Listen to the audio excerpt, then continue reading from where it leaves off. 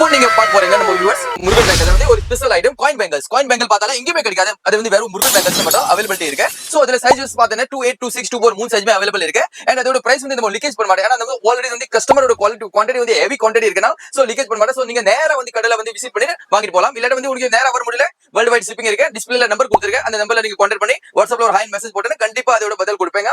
And எல்லா items நமக்கு என்ன அவைலபிள் இருக்கு எல்லாமே சாம்பிளோட வித் ரேட்டோட அனுப்பிச்சிருப்பேன். சோ அதல நீங்க பார்த்துட்டு கூட ஆர்டர் பிளேஸ் பண்ணிக்கலாம். சோ டிஸ்பிளேல கண்டிப்பா நம்பர் இருக்கு.